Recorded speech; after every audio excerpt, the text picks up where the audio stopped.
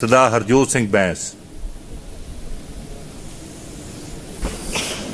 Honourable speaker साहब, समा बहुत थोड़ा रह गया। मैं काफ़ी तैयारी करके आया सी, बोल भी पहली बार ही रहा। धन्यवाद भी करना है थोड़ा भी, गुरु साहब का भी, अपने हल्के वालियां का भी। पर उस तो भी बड़े जेडे एक मिनट, जदों कोई मैंबर पहली बार बोलदा तो एक कस्टम है कि उन्होंने इंटरप्ट नहीं किया जाता। सो कृपा करके उन्होंने आपां विदाउट इंटरप्शन बोलन दी जी। मैं आप सब दे जी 5-7 मिनट लेना चाहूँगा। बजट ते बोल रहा तो सब तो पहला जिहड़ा वाइट पेपर स्पीकर साहब जिहड़ा पेश किया मेरे वड्डे वीर फाइनैंस मिनिस्टर हरपाल चीमा जी ने, जदों मैं इनू पढ़िया तो मैनू ऐ लग्या कि शायद ये पंजाब की त्रासदी है जी। वो पंजाब जिन इन्नियां माड़ां सहीयां, पार्टीशन की वंड सही, पर उस तो बाद भी खड़ा होया। 1980 तक साडे सिर ते सिर्फ 1000 करोड़ करजा सी।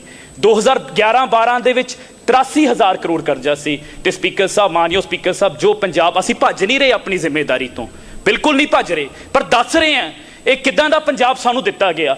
ਅੱਜ ਉਹ ਕਰਜ਼ਾ 3 ਲੱਖ ਕਰੋੜ ਤੋਂ ਪਾਰ ਹੋ ਗਿਆ। ਸਪੀਕਰ ਸਾਹਿਬ, ਕਰਜ਼ਾ ਲਿਆ ਜਾਂਦਾ ਹੈ, मेरी गड्डी लोन ते है, जिस दिन उसकी किश्त आती है मैनू बड़ा दुख होंदा, पर 29 दिन मैं उस गड्डी का आनंद मानदा। लोग करजा लैके अपने घर बनाते हैं। पंजाब के सिर ते 3 लाख करोड़ करजा हो जाता, कोई तकलीफ नहीं सी, पर अज पंजाब के हस्पतालों ना डॉक्टर है, ना इलाज है, ना पटवारी है। कैन स्कूल नंबर 1 है जी। दसन किहड़े सरकारी स्कूलों का बच्चा IIT च गया, किहड़ा सरकारी स्कूलों का बच्चा IM च गया, किहड़े सरकारी स्कूलों का, मैनू बोल लैन दो जी। 3 लाख मेरा हल्का है जी अनंदपुर साहब, 100 किलोमीटर दूर, 100 किलोमीटर दूर जी सानू आना पैंदा PGI। वही गल साडे मुख्य मंत्री साहब मान साहब ने की, हस्पताल रैफरेंस सेंटर बने हुए जी। ये 3 लाख करोड़ कित्थे चला गया। मेरे हल्के दे विच 3 नगर काउंसलां ने, हर नगर काउंसल च करोड़ां रुपए की लुट हुई है पिछले 5 सालों च। ते मैं दावे नाल कह सकदा सारे मैंबर साहिबान दस दिन सारिਆਂ ਦੇ होई है कि नहीं हुई है सर। सारे ਜਿਹੜੇ ਪੰਚਾਇਤਾਂ ਦੇ ਫੰਡਾਂ ਦੇ ਵਿੱਚੋਂ ਉਹਦੇ ਚ ਲੁੱਟ ਹੋਈ ਹੈ ਕਿ ਨਹੀਂ ਹੈ ਜੀ। ਪਤਾ ਤਾਂ ਹੋਵੇ ਜੀ 3 ਲੱਖ ਕਰੋੜ ਰੁਪਇਆ ਹੋਇਆ ਕਿੱਥੋਂ। ਰਾਜਾ ਵੜਿੰਗ ਜੀ ਨੇ ਬਹੁਤ ਵੱਡੀ ਸਟੇਟਮੈਂਟ ਦਿੱਤੀ, ਮੇਰੇ ਵੱਡੇ ਭਾਈ ਆ, ਮੈਂ ਸਤਿਕਾਰ ਕਰਦਾ, ਚੰਗੇ ਰਾਜਨੇਤਾ ਨੇ। ਇਹ ਕਹਿੰਦੇ ਜੇ ਅਗਰ ਇਹ 20,000 ਕਰੋੜ ਇਕੱਠਾ ਕਰ ਦੇਣਗੇ ਤਾਂ ਮੈਂ ਕਦੀ ਸਦਨ 'ਚ ਨਹੀਂ ਵੜੂੰਗਾ। ਠੀਕ ਹੈ ਬਾਈ ਜੀ, ਪਰ ਮੇਰੀ ਤੁਹਾਨੂੰ ਬੇਨਤੀ ਹੈ ਜੀ, ਮੈਂ ਕੁਛ ਇਹ ਦੱਸਣਾ ਚਾਹੁੰਦਾ ਤੁਹਾਨੂੰ ਆંકੜੇ। ਪਿਛਲੇ 20 ਸਾਲਾਂ ਦੇ ਵਿੱਚ जो माइनिंग चो रेवन्यू इकट्ठा होया 2002-03 च 7 करोड़, 2003-04 च 11 करोड़, 2004-05 च 11 करोड़, 6 च 11 करोड़, 7 ਦੇ ਵਿੱਚ 13 ਕਰੋੜ, 8 ਦੇ ਵਿੱਚ 35 ਕਰੋੜ, 9 ਦੇ ਵਿੱਚ 36 ਕਰੋੜ, 10 ਦੇ ਵਿੱਚ 61 ਕਰੋੜ, ਫਿਰ 36 ਕਰੋੜ, ਫਿਰ 13 ਚ ਫਿਰ 19 ਕਰੋੜ, ਫਿਰ 13-14 ਚ 43 ਕਰੋੜ, 14-15 86 ਕਰੋੜ, 15-16 56 ਕਰੋੜ, ਫਿਰ 42 ਕਰੋੜ, ਫਿਰ 123 ਕਰੋੜ 17-18 ਚ, ਫਿਰ 18-19 ਚ 38 ਕਰੋੜ, ਫਿਰ 19 ਵਿੱਚ 110 ਕਰੋੜ, ਫਿਰ 2020-21 ਚ 178 ਕਰੋੜ ਤੇ 2021-22 ਚ 150 ਕਰੋੜ। ਪਿਛਲੇ 20 ਸਾਲਾਂ ਦੇ ਵਿੱਚ ਸਿਰਫ 1083 ਕਰੋੜ ਮਾਈਨਿੰਗ ਚੋਂ ਆਇਆ। ਪਿਛਲੇ 20 ਸਾਲਾਂ ਦੇ ਵਿੱਚ ਜੇ ਅਨੁਮਾਨ ਲਾ ਲਈਏ ਤੇ ਉੱਤੇ ਕੰਪਾਊਂਡ ਇੰਟਰਸਟ ਕਰ ਲਈਏ ਤਾਂ 40,000 ਕਰੋੜ ਦੀ ਲੁੱਟ ਹੋਈ ਹੈ। ਤੇ ਪਿਛਲੇ 5 ਸਾਲਾਂ ਦੇ ਵਿੱਚ 7,000 ਕਰੋੜ ਦੀ ਲੁੱਟ ਤੁਹਾਡੀ ਸਰਕਾਰ ਨੇ ਕੀਤੀ ਹੈ। ਹਾਊਸ ਛੱਡੂਗੇ ਕਿ ਨਹੀਂ ਛੱਡੂਗੇ। 7,000 ਬਹਿ ਜਾਓ, ਹੁਣ ਮੇਰੇ ਸੁਣ ਲੈਣ ਦਿਓ ਜੀ। ਆ ਦਸਤਾਵੇਜ਼ ਲੈ ਕੇ ਆਇਆ, ਦਸਤਾਵੇਜ਼ ਲੈ ਕੇ ਆਇਆ। मंत्री जी 7,000 करोड़ की लुट पिछले 5 सालों च हुई है। मंत्री जी एक मिनट, छड्डूगे कि नहीं छड्डूगे। आ मैनू बोल लें दो जी मेरे आंकड़े। मंत्री जी एक मिनट, एक मिनट मंत्री जी। राजा जी, राजा जी, बहुत ही सत्कारयोग स्पीकर साहब, किस साल कितनी आमदन हुई और 20 सालों की गल उदों असी सदन च नहीं सी जां कोई गल नहीं। कितने 1000 करोड़ होया, 2 होया, 1 होया, 50 लाख रुपया होया, होई होनी है लुट, होई होनी है। मैं इस गल नूं इनकार नहीं करता, होई होनी है। लेकिन मैं जो गल कही सी, इन्हां ने कहा सी कि अगली जो सरकार आएगी असी लोगों ने पूछा सी गारंटियां कितों पूरे कराओगे। उन्होंने कहा सी 20,000 करोड़ रुपया रेते चों आमदन लेके आवांगे। ਜਿਹੜੀ ਲੁੱਟ ਹੋਈ ਹੈ ਪਹਿਲਾਂ ਇਹ ਲੈ ਕੇ ਹੁਣ 20,000 ਕਰੋੜ ਰੁਪਇਆ। ਮੈਂ ਇਹ ਕਿਹਾ ਮੈਂ ਸਦਨ ਦੇ ਵਿੱਚ ਨਹੀਂ ਆਵਾਂਗਾ ਜੇ 20,000 ਕਰੋੜ ਰੁਪਏ ਦਾ ਇਹਨਾਂ ਨੇ ਰੈਵਨਿਊ ਆ ਗਿਆ ਤਾਂ ਨਹੀਂ ਆਵਾਂਗਾ। ਉਹ ਗੱਲ ਨੂੰ ਕਿਧਰੇ ਪਾਸੇ ਹੀ ਲੈ ਗਏ। ਠੀਕ, ਉਹ ਜਵਾਬ ਆ ਗਈ ਤੁਹਾਡੀ ਗੱਲ। ਬੈਂਸ ਸਾਹਿਬ, ਮੈਂ ਜੀ ਤੁਹਾਨੂੰ ਇਹ ਦੱਸ ਦੇਵਾਂ ਜੀ ਤੇ ਕੁਝ ਮਾਈਨਿੰਗ ਪਾਲਿਸੀ ਤੇ, ਕਿਉਂਕਿ ਮੰਤਰੀ ਸਾਹਿਬ ਪੁਰਾਣੇ ਸਾਬਕਾ ਮੰਤਰੀ ਸਾਹਿਬ ਬੈਠੇ ਆ ਤੇ ਜਦੋਂ ਇਹਨੀ ਸਵਾਲ ਆਇਆ ਸੀ ਮੈਂ ਆਪ ਕਿਹਾ ਸੀ ਤੇ ਮੈਂ ਮੀਡੀਆ ਦੇ ਸਾਥੀਆਂ ਨੂੰ ਵੀ ਕਿਹਾ ਸੀ ਕਿ ਮੈਂ ਮਾਈਨਿੰਗ ਦੇ ਸਾਰੇ ਅੰਕੜੇ ਪੇਸ਼ ਕਰੂੰਗਾ ਪਿਛਲੇ 5 ਸਾਲਾਂ ਦੇ ਵਿੱਚ। स्पीकर साहब, ऑनरेबल स्पीकर साहब, 5 साल पहला ਮਈ 2017 ਦੇ ਵਿੱਚ 102 ਖੱਡਾਂ ਦੀ ਅਲਾਟਮੈਂਟ ਕਰ ਦਿੱਤੀ। ਮੀਡੀਆ ਦੇ ਵਿੱਚ ਖਬਰਾਂ ਚੱਲੀਆਂ, ਸਾਰਾ ਕੁਛ ਹੀ ਸਭ ਨੂੰ ਪਤਾ ਕੀ ਹੋਇਆ ਸੀ। ਉੱਤੇ ਨਾਰੰਗ ਕਮਿਸ਼ਨ ਦੀ ਰਿਪੋਰਟ ਬਣੀ, ਉਹ ਮੈਟਰ ਅੱਜ ਸਬਜੈਕਟਿਸ ਹੈ, ਖੈਰ ਉਹਦੇ 'ਚ ਕਲੀਨ ਚਿੱਟ ਦੇ ਦਿੱਤੀ।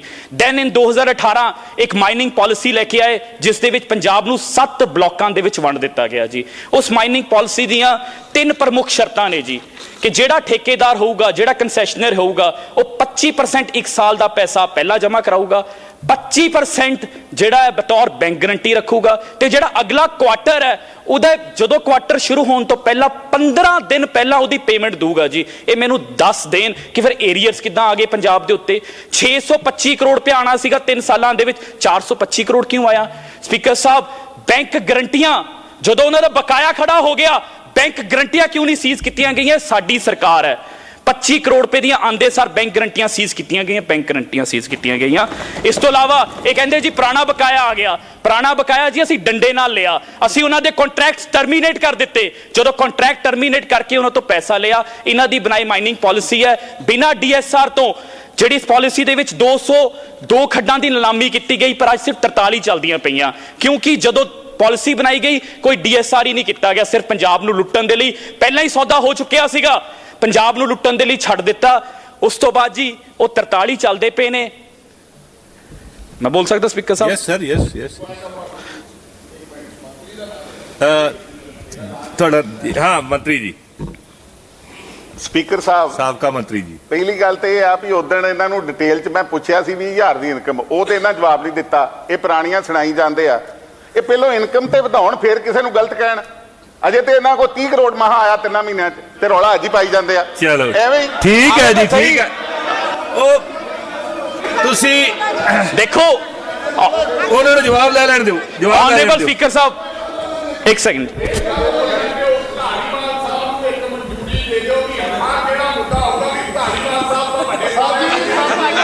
ਚਲੋ 1 ਮਿੰਟ ਰਾਜਾ ਜੀ, ਚਲੋ ਠੀਕ ਹੈ, ਬੈਠੋ ਧਾਲੀਵਾਲ ਸਾਹਿਬ, ਬੈਠੋ।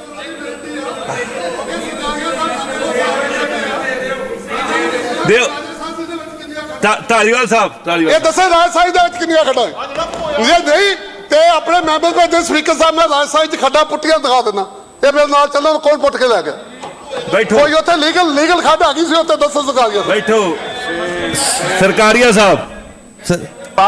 ਸਾਹਿਬ, ਧਾਰੀਵਾਲ ਸਾਹਿਬ ਨੇ ਕਿਹਾ ਬੈਠੋ। ਰਾਜਾ ਸਾਂਸੀ ਦੇ ਵਿੱਚ ਖੀਰ ਤੇ ਜਾ ਕੇ ਸਿਰਫ ਇੱਕ ਖੱਡ ਮਨਜ਼ੂਰ ਹੋਈ ਸੀ, ਉਹ ਵੀ ਛੋਟੀ ਖੱਡ ਸੀ, ਬਾਕੀ ਰਹਿ ਗਈ ਜਨਾਲੇ ਦੀ। ਇਹਨਾਂ ਦੀ ਵੀ ਦੱਸ ਦਿੰਦਾ, ਇਹ ਜਨਾਲੇ ਨੂੰ ਬਿਲੋਂਗ ਕਰਦੇ ਆ। ਇਹਨਾਂ ਨੇ ਇੱਕ ਵਾਰੀ ਉੱਥੇ ਬੜਾ ਵੱਡਾ ਮੁੱਦਾ ਚੁੱਕਿਆ, ਪੀਲੀਗਨ ਮਾਈਨਿੰਗ ਹੁੰਦੀ ਆ, ਦਰਿਆ ਤੇ ਵੀ ਪਹੁੰਚ ਗਏ, ਤੇ 1.5 ਸਾਲ ਉਹ ਜੋ ਅਜੇ ਰਹਿੰਦਾ ਸੀ, ਤੇ ਬਾਅਦ 'ਚ 1.5 ਸਾਲ 'ਚ ਬੋਲੇ ਹੀ ਨਹੀਂ। ਪਤਾ ਨਹੀਂ ਇਹਨਾਂ ਨੂੰ ਵਧੀਆ ਲੱਗ ਗਿਆ ਵੀ ਹੁਣ ਮਾਈਨਿੰਗ ਠੀਕ ਹੋ ਰਹੀ ਆ, ਇਹ ਤੇ ਇਹੋ ਜਾਣ ਰਹੇ। ਬੈਠੋ। ਆਪਾਂ ਧਾਲੀਵਾਲ ਸਾਹਿਬ ਗੱਲ ਨੂੰ ਅੱਗੇ ਚੱਲਣ ਦੀਏ। ਧਾਲੀਵਾਲ ਸਾਹਿਬ,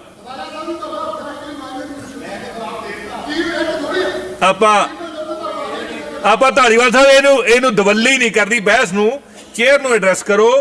ਤੇ ਤੁਸੀਂ ਕਹਿਣਾ ਚਾਹੁੰਦੇ ਕੁਝ? ਮੀਰ ਜੀ ਕੁਝ ਕਹਿਣਾ ਚਾਹੁੰਦੇ ਆ ਜੀ? ਸਰ, ਸਾਡੇ ਮਾਨਯੋਗ ਸਾਬਕਾ ਮੰਤਰੀ ਜੀ ਆਪ ਹੀ ਇਹਨਾਂ ਨੇ ਹੁਣ ਕਿਹਾ, ਕਿਉਂਕਿ ਡਿਪਾਰਟਮੈਂਟ ਇਹਨਾਂ ਕੋਲੇ ਸੀ, ਗਵਾਂਢੀ ਹਲਕਾ ਜਨਾਲਾ ਸੀ। ਇਹ ਕਹਿੰਦੇ ਵੀ ਉੱਥੇ ਧਾਲੀਵਾਲ ਸਾਹਿਬ ਨੇ ਜਾ ਕੇ ਰੌਲਾ ਪਾਇਆ, ਤੇ ਉਸ ਤੋਂ ਬਾਅਦ 1.5 ਸਾਲ ਵੀ ਮਾਈਨਿੰਗ ਚੱਲਦੀ ਰਹੀ, ਬੋਲੇ ਨਹੀਂ। ਸਰ, ਮੰਤਰੀ ਤੁਸੀਂ ਗਵਾਂਢ 'ਚ ਕੀ ਬੈਠੇ ਕਰਦੇ ਸੀ? ਮੰਤਰੀ ਤੁਸੀਂ ਸੀ, ਤੁਹਾਡੇ ਗਵਾਂਢ ਦੇ ਹਲਕੇ 'ਚ ਮਾਈਨਿੰਗ ਹੁੰਦੀ, ਤੁਸੀਂ ਕਰਦੇ ਸੀ। ਬੈਠੋ ਧਾਲੀਵਾਲ ਸਾਹਿਬ, ਆਪਾਂ ਬਹਿਸ ਨੂੰ ਅੱਗੇ ਚੱਲਣ ਦੀਏ। ਮੀਰ ਜੀ, ਸਰ, ਕੁਲਦੀਪ ਧਾਲੀਵਾਲ ਦੀ ਸਰਕਾਰ ਨਹੀਂ ਸੀ, ਕੁਲਦੀਪ ਧਾਲੀਵਾਲ ਮੰਤਰੀ ਨਹੀਂ ਸੀ, ਮੰਤਰੀ ਇਹ ਸੀ। ਇਹ ਦੱਸਣ ਵੀ ਇਹਨਾਂ ਦੇ ਗਵਾਂਢ 'ਚ 1.5 ਸਾਲ ਮਾਈਨਿੰਗ ਹੁੰਦੀ ਸੀ, ਇਹ ਕੀ ਕਰਦੇ? ਬੈਠੋ। ਹਰਜੋਤ ਬੈਠੋ। ਰਾਜਾ ਜੀ, ਆਨਰੇਬਲ ਸਪੀਕਰ ਸਾਹਿਬ, ਤੁਸੀਂ ਆ ਜਾਓ। ਆਨਰੇਬਲ ਸਪੀਕਰ ਸਾਹਿਬ, ਤੁਹਾਨੂੰ ਪੁਆਇੰਟ ਆਫ ਆਰਡਰ ਮਿਲੇਗਾ। ਬੀਬੀ ਜੀ, ਤੁਹਾਨੂੰ ਵੀ ਮਿਲੇਗਾ। Everybody will. ਆਨਰੇਬਲ ਸਪੀਕਰ ਸਾਹਿਬ, ਬੜੇ ਹੀ ਜੀ ਮੈਡਮ, ਤੁਹਾਨੂੰ ਮਿਲੇਗਾ point of order. Honourable speaker ਸਾਹਿਬ, ਮੈਂ ਆਪ ਜੀ ਦੇ ਜ਼ਰੀਏ ਗੱਲ ਅੱਗੇ ਚੱਲਣ ਦੀਏ ਜੀ। ਆਨਰੇਬਲ ਸਪੀਕਰ ਸਾਹਿਬ, ਮੈਂ ਆਪ ਜੀ ਦੇ ਜ਼ਰੀਏ ਪੂਰੇ ਸਦਨ ਨੂੰ, ਤੇ ਤੁਸੀਂ ਇੱਕ ਬਹੁਤ ਹੀ ਇਤਿਹਾਸਿਕ ਕੰਮ ਕਰਤਾ ਇਸ ਸਦਨ ਨੂੰ ਲਾਈਵ ਕਰਕੇ, ਪੂਰਾ ਪੰਜਾਬ ਸੁਣ ਰਿਹਾ। ਮੈਂ ਕੁਝ ਗੱਲਾਂ ਦੱਸਣੀਆਂ ਚਾਹੁੰਦਾ ਜੀ। ਇੰਨੀ ਗ੍ਰੋਸ, ਇਹ ਤਾਂ ਛੋਟੀ ਮੋਟੀ ਖੱਡਾਂ ਦੀ ਗੱਲ ਕਰਦੇ ਆ, ਗ੍ਰੋਸ ਇਰੈਗੂਲਰਿਟੀਜ਼ ਗ੍ਰੋਸ ਇਰੈਗੂਲਰਿਟੀਜ਼ ਤੇ ਡਾਕੂਮੈਂਟ ਸਮੇਤ ਹੈ। ਹਰਜੋਤ ਬੈਂਸ ਕਹਿ ਰਿਹਾ ਕੋਈ ਐਵੇਂ ਨਹੀਂ, ਕੋਈ ਕੁਛ ਨਹੀਂ, ਕੋਈ ਕੰਪਨੀ ਜਿਹੜਾ ਮਰਜ਼ੀ ਪੱਤਰਕਾਰ ਲੈ ਲਵੇ, ਜਿਹੜਾ ਮਰਜ਼ੀ ਆਪੋਜੀਸ਼ਨ ਦਾ ਸਾਥੀ ਆ ਕੇ ਮੇਰੇ ਦਫ਼ਤਰ 'ਚ ਆ ਜਾਵੇ, ਸਵਾਗਤ ਕਰਦਾ, ਜਦੋਂ ਮਰਜ਼ੀ ਆ ਜਾਣ, most welcome.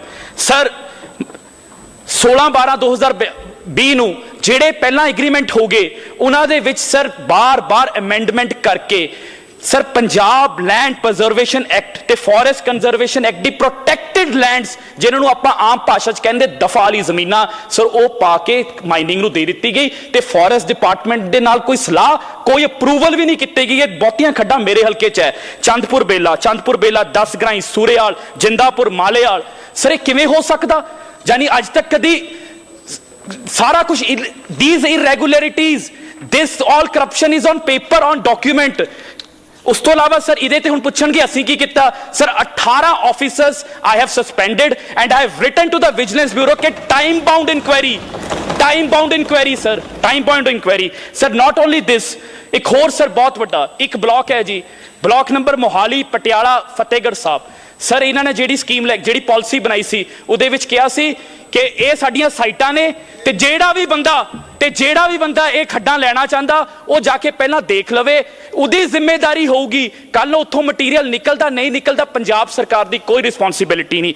But sir very sadly Mohali Patiala Fatehgarh Sahib block ਦੇ ਵਿੱਚ ਆਫਟਰ ਗਿਵਿੰਗ ਠੇਕੇਦਾਰ ਉਹ ਇਲੀਗਲ ਮਾਈਨਿੰਗ ਕਰਦਾ ਰਿਹਾ, ਪਰ ਜਦੋਂ ਉਹਦੇ ਏਰੀਅਰਸ ਡਿਊ ਆਏ ਤਾਂ ਉਹ ਕਹਿ ਦਿੱਤਾ ਗਿਆ। ਆਨਰੇਬਲ ਸਪੀਕਰ ਸਾਹਿਬ ਇਹ ਬੜੀ ਗੰਭੀਰ ਗੱਲ ਹੈ ਜੀ। ਆਨਰੇਬਲ ਸਪੀਕਰ ਸਾਹਿਬ ਖੈਰਾ ਸਾਹਿਬ ਤੁਹਾਨੂੰ ਬਹੁਤ ਸੁਣਿਆ ਸੀ, ਮੈਨੂੰ ਵੀ ਸੁਣ ਲਓ। ਤੁਸੀਂ ਪੁੱਛਿਆ ਸੀ, ਬੇਨਤੀ ਹੈ ਤੁਸੀਂ ਪੁੱਛਿਆ ਸੀ। ਨਹੀਂ ਮੈਂ ਤੁਹਾਨੂੰ ਵੀ ਸੁਣਾਉਣਾ ਚਾਹੁੰਦਾ ਜੀ। ਸਰ ਇਸ ਬਲਾਕ ਦੇ ਵਿੱਚੋਂ ਜਦੋਂ ਉਹਦੇ ਏਰੀਅਰਸ ਡਿਊ ਹੋਏ ਇੱਕ 4 ਮੈਂਬਰੀ ਕਮੇਟੀ ਬਣਾ ਕੇ ਡਿਪਾਰਟਮੈਂਟ ਦੇ ਹੱਥ ਵੜ ਦਿੱਤੇ, ਪੰਜਾਬ ਸਰਕਾਰ ਦੇ ਹੱਥ ਵੜ ਦਿੱਤੇ। ਉਹਨੇ ਕਹਿ ਦਿੱਤਾ ਹਾਂ ਜੀ ਜਿਹੜੀਆਂ ਅਸੀਂ ਖੱਡਾਂ ਦਿੱਤੀਆਂ ਸੀ ਇੱਥੇ ਵਾਕਈ ਉਹ ਨਹੀਂ ਸੀਗਾ, ਇੱਥੇ ਮਟੀਰੀਅਲ ਨਹੀਂ ਸੀਗਾ। ਔਨ ਦਾ ਪੈਰਲਲ ਉੱਥੇ ਇਲੀਗਲ ਮਾਈਨਿੰਗ ਦੇ ਪਰਚੇ ਹੋਏ ਆ। ਸਰ ਇਹ ਜਦੋਂ ਪਾਲਿਸੀ ਪਹਿਲਾਂ ਆ ਗਈ ਸੀ it was the responsibility of the thekedar. ਅਸੀਂ ਉਹਦਾ ਮਾਲ ਨਹੀਂ ਪੂਰਾ ਕਰਕੇ ਦੇਣਾ ਸੀ, ਫਿਰ ਉਹਦਾ ਮਾਲ ਪੂਰਾ ਕਰਨ ਦੇ ਲਈ ਪੁਆਇੰਟ ਆਫ ਆਰਡਰ